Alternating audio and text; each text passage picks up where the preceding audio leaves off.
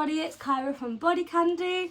In this episode of the tea, we're getting cozy because we're going back to the basics, and I'm going to be sharing with you some helpful aftercare tips for piercings. Before we get into that, remember to like, comment and subscribe to BodyCandy to make sure you catch all of our videos. So let's get into it. Part 1, the basics. Crusties. So crusties are the little pieces of yellow crud and they build up on your piercing. These are totally normal and to be expected. Do not try to manually pick them off. Let the shower do it for you. Or you can use Sterile Saline Wound Wash. This is the stuff you should be cleaning all your piercings with the exception of inside of your mouth, but we'll touch on that shortly.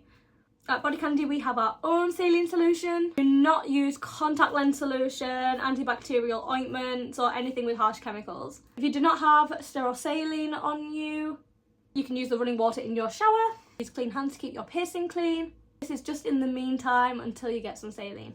Preparation is half the battle when it comes to these things. Just make sure you have them on hand for when you go and get your piercing. If you didn't buy it beforehand, buying it immediately after is vital.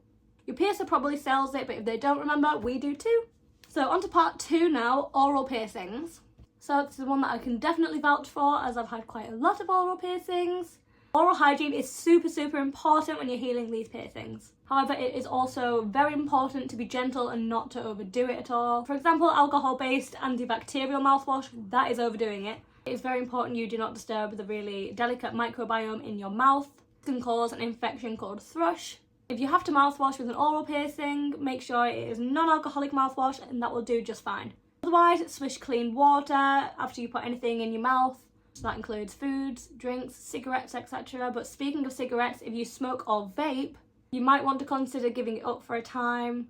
These are really good when you're healing an oral piercing. You'll heal more slowly and it will irritate them, but if you can't quit, make sure to swish your mouth out every single time that you've had a hit on your vape or cigarette. So sticking with oral piercings, there's a subtopic here of food. You may want to limit spicy or salty or sour foods just in the initial stages of you healing. After a couple of weeks it should be fine. I learned this the hard way. Don't have a curry when you've just got your lip pierced, because that is an experience. It should be kind of obvious though, which it wasn't to me. I just didn't think it would hurt that bad, but it does. And obviously these will irritate your piercings. You may also want to stick to generally softer foods for the first few days too, until that swelling kind of comes down a bit.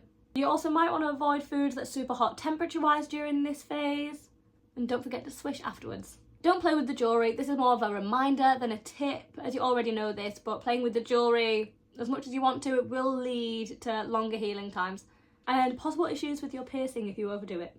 On to part 3, surface piercings. Surface piercings are piercings that do not go through a discrete part of your body like an earlobe or a nostril. These include piercings like eyebrow, navel, nasal bridge, dermal implants. These are very prone to rejection, as you may already know. These need a lot of extra love to be healthy. Cleaning a surface piercing is exactly the same as a standard piercing. Spray with sterile saline, use clean hands, dry it with a hairdryer on the lowest setting or a clean paper towel very gently. Do not use a cloth with the fibres because they'll snag and it will really hurt. So do not let topical products get in your piercing. That is very important. This includes things like makeup, sunscreen, skincare, body oils, perfumes. Avoid the area of your piercing and simply do not use any product on it while it's healing. Sunscreen especially can be really impossible to avoid, but just try your best to keep it away from the piercing. Also, please do not bandage your surface piercing. It actually invites bacteria in due to the stickiness of the bandages, and that will get trapped underneath, and that also causes unnecessary unwanted tugging on your piercing when you're trying to remove it. So tugging and loads of unnecessary motion can really lead to rejection, which we don't want. We've just paid money and gone through pain for piercing. Look after it. So that is all from me on this episode of The Tea. Remember to like, comment and subscribe to BodyCandy. Leave a comment down below if you found this helpful or if you have any questions generally. I will see you on the next video. Bye bye.